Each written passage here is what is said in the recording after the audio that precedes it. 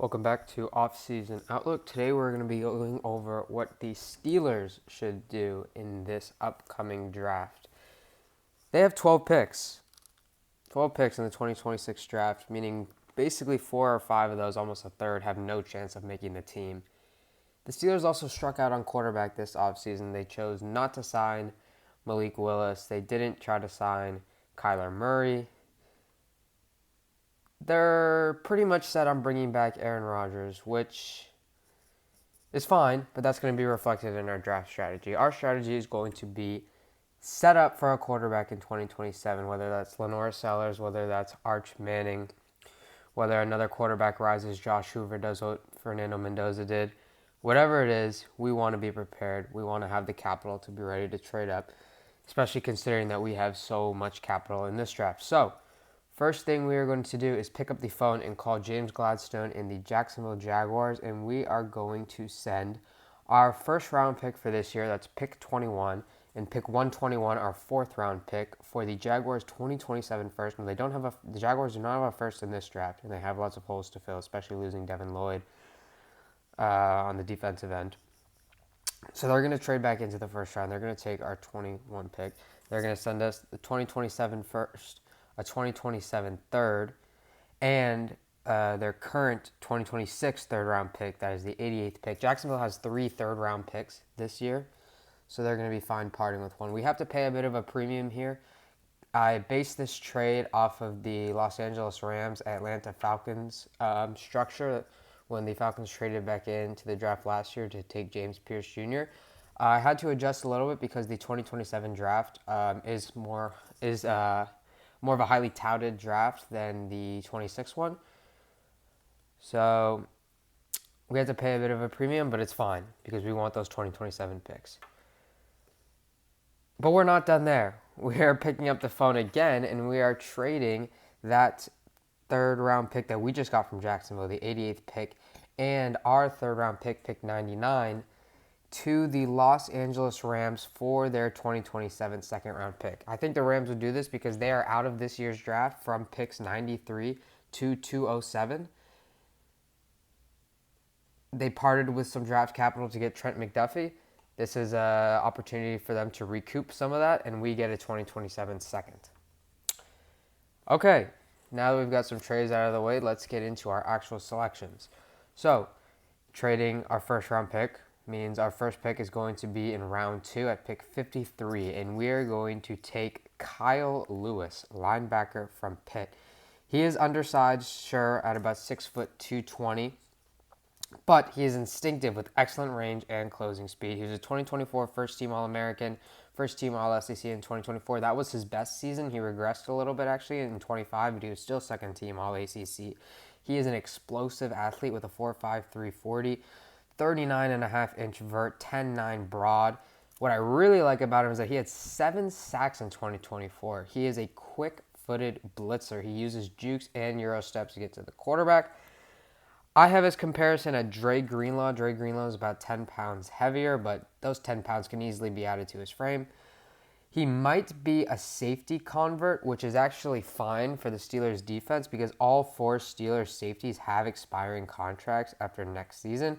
I think Kyle Lewis, just as an athlete, as a player, he has the instincts, he has the intangibles, he has incredible upside. A lot of people might think that this is a little bit too rich because he's not at that size as a linebacker, but now in the NFL where teams just have these hybrid guys just kind of hanging out in the secondary, I think he'd be a perfect fit. Okay, our next selection is going to be the 76th pick in the third round, and we are going to take Keelan Rutledge, an absolute animal, 6'4", 316, fast, 5'05", 40. He has an incredible amount of experience. He started 76 out of 100 games in college. He improved every single year in PFF grade. We need him to replace Spencer Anderson at left guard, who only has a 58.2 PFF grade. He just hasn't really worked out. Now, Keelan Rutledge mainly played right guard at Georgia Tech, but I have no doubt he can shift over to the left side. He is an ideal base for his physical style of play. He's a mauler in the run game. He drop anchor and stonewalls interior rushers in the pass game. Speed rushers, which the NFL is chock full of, really have trouble, and they're usually rushing on the interior. They usually have a lot of trouble with his brute strength. Now, he's not a perfect prospect. He has inconsistent footwork. He lets his pads rise sometimes. He has some character issues at the Senior Bowl. His teammates were kind of all over him for that. But listen, if we can channel that into play, if we can channel that into just mauling these pass rushers, he would be a great addition to the offensive line. And you know the Steelers want to play they want to play a tough brand of football. They want to run the ball. Keelan Rutledge is going to be their guy for that. Now, our next pick and final pick in the third round, and that's as far as we'll go, is the 85th pick. And with the 85th pick, we are going to take Dalen Everett, cornerback from Georgia. He's got great size, 6'1", nearly 200 pounds. In 2025, he had 50 tackles, a career high, 10 passes defended, third team All-SEC for the second straight season. He had an awesome combine. He had the second fastest top speed among cornerbacks at the combine at 23.28 miles per hour. He ran a 4.3840. That is incredible speed. He also has a massive amount of experience with 55 games and 41 starts versus SEC caliber competition. He played in the college football playoffs every year. And listen, we need to shore up the secondary. Pittsburgh finished 29th in opponents' passing yards a game last season at 245. Teams love to throw the ball against the Steelers. 29th in opponent passing attempts per game at 36. Brandon Echols is on an expiring contract. I know they signed Jamel Dean in the offseason. That's a good addition with Joey Porter Jr., but you can always add more. Listen, Jalen Ramsey pretty much aged out of the cornerback position. He's more of a safety. I don't know how much longer he's going to be around with his massive contract. They might try to move off of him. Dalen Everett's speed allows him to play press coverage or outside leverage techniques equally well. Yes, his tackling could use some work, but I think if we can get him in the system, play him alongside Joey Porter Jr. and Jamel Dean, and he has the speed, he has the experience, he will be just fine. So, to basically sum this up, the Steelers need to look towards getting their quarterback. At some point, they need to make a play for a quarterback. They can't just live in this Aaron Rodgers. I know they brought in Russell Wilson a couple seasons ago, Justin Fields. That's not where you want to be, especially in the AFC when competing against Bo Nix, Josh Allen, Patrick Mahomes, Justin Herbert, Trevor Lawrence.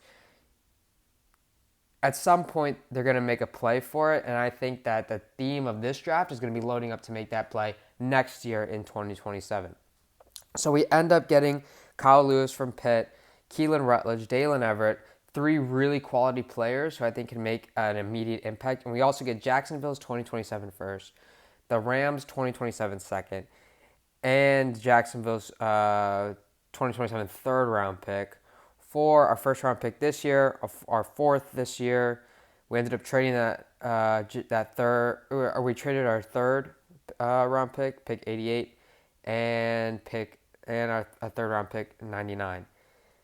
I'm comfortable paying this premium because that 27 draft is so loaded and we need to make a play at quarterback. We need that capital for next year. And like I said, we have 12 picks in this draft, so we have to depart with some. We're not going to be able to take 12 players and roster 12 players.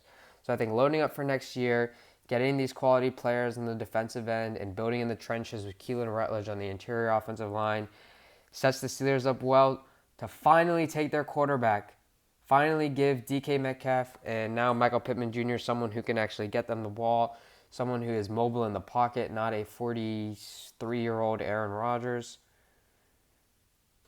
I like this plan for the Steelers. I think it sets them up well, and I think it's the best move. I think it's the best thing that they can do. This has been Offseason Outlook. Thank you for listening.